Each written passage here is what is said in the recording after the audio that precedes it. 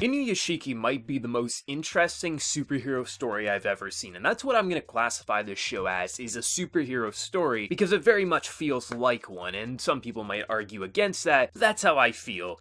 And just the sheer amount of just discomfort this series can actually bring you is something that's pretty impressive, and I'm actually quite happy to see that MAPPA isn't straying away from some very serious and very disturbing topics. I mean, the episode literally goes from 0 to 100 within the first couple of minutes. We literally see the head of the Yakuza rape a man in the sauna who seems like he was probably in some like random kind of like low-level gang, and then immediately he takes his eye onto some man's fiance, and it just gets more and more sick as it goes on. And that's kind of impressive. Like, a lot of times I wouldn't expect to see, even though anime can have some very mature themes, because this airs on TV, a lot of times they do censor a lot of things, or they kind of shy away from some more serious topics, and this was an uncomfortable episode to watch at times. There was a lot of discomfort. It's like, you have to give props to the voice actors, especially the female who literally was drugged, and I don't think she was raped, but she almost got raped so many times. Like, there was some serious stuff going on, and the voice actors brought it.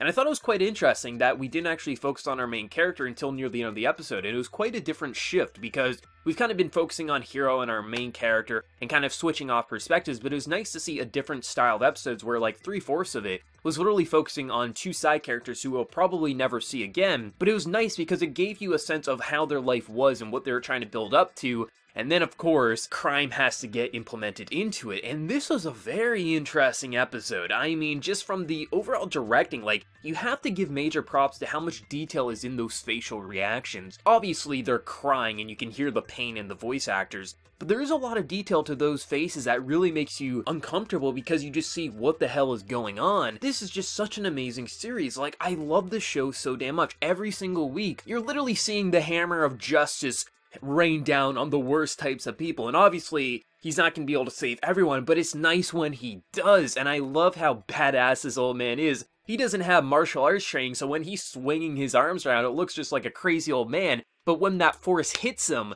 that's when shit gets real. And I have to say, that's actually really impressive, because in this episode, like, I really got a sense of, like, man, he really should wear a costume, because, like, that's kind of the idea for a lot of superheroes, Batman included, because if you don't have that identity hidden away, the people you don't take out may come after your family. And in this episode, I'm just like, man, is he literally gonna lose his family from this gang? Like, what's ultimately going to happen? And the way the episode ends with his body turning into, once again, like, the machine form, and then you just see that it looks like a machine gun kind of firing away. I was very much questioning, I was like, did he seriously kill those people? Because he doesn't strike me as someone who would take someone's life. He strikes me as someone who would hurt someone, but he would never go to the route of killing. And I was very much questioning, like, maybe the machine part just did it willingly, and maybe the old man had no, like, say in it, it just automatically happened. But then when you see what he truly did, he blinded, and literally, I think he also hit the spinal cord of everyone too, so they can't even move around, so they won't be able to take their own lives, they won't be able to see people, and they'll just have to contemplate what they did for their entire life. That is the most satisfying justice we've seen in this series so far to me, because it was so unexpected, because it really made you think, like, did his body just kind of go rogue and kill all these people, which you could argue they definitely deserve, but it doesn't strike me as someone who would do that. And to see the justice he gave these people, these sick and twisted and perverted people, was the best justice I've seen. It was so unexpected, and it gave you that sense of relief of, like, okay, at least for the time being, his family should be safe because all those who know his face are blinded and can't move. Such an amazing turn of events, and it really makes you think throughout this episode. And last week I was talking to someone in the comments, and we're having a conversation about this whole healing ability that our main character as well as Hiro has, and how it might remove the sense of danger within the series, because if anyone can just be saved by this guy, and I was talking, like, I don't think it'll ever go past just healing, it probably will stay at just healing the alive people, not reviving the dead. And in this episode, it definitely feels like he revived the dead, because it does seem like the guy died, and of course he was trying to give him, like, CPR and things like that, so it could just be that it was normal circumstances that let him start breathing again, because that can happen.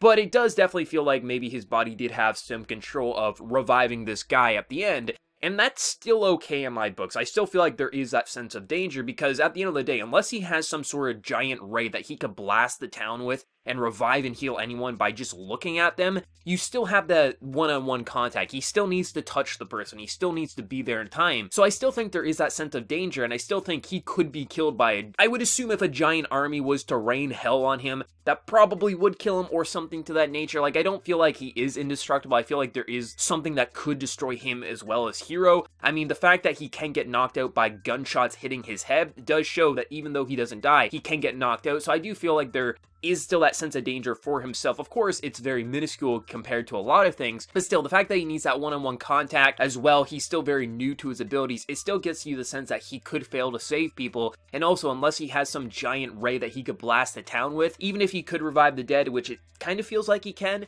it doesn't really ruin the sense of danger here. It still feels like the fact that he's going up against Hiro, the same person as him with the same abilities, just different ideals, it still gives you that sense of shit can still go very, very wrong. So luckily, even though it seems like he might have revived the dead here, it doesn't feel like that removes any sense of danger. It still feels just as prominent as it ever was. And I just love this series. Like, seriously, MAPPA is very much impressed me over the past couple of years. MAPPA's always been that studio people kind of looked at and said, oh, they make some good series, but it feels like they're cranking out hit after hit these days, and they're bringing some anime that really make you feel uncomfortable, like this episode, and it's something to respect, because a lot of anime studios would have shied away from something as serious as this episode. This is just an insane series overall, and I'm loving every single minute of it, and I can't wait to see where we're gonna go next week and how this is going to evolve, and also to see what Hiro has been up to here. Based on the fact that he seemingly has lost his friend, I feel like he's gonna lose morality and humanity that he once had. But let me know your thoughts down in the comment section below. What did you think of episode 4, and how excited are you for episode 5 next week? Let me know your thoughts, and before you leave, smack that like button, share your support. If you're new to the channel, be sure to subscribe. So until next time, everyone, please take care and have a good one.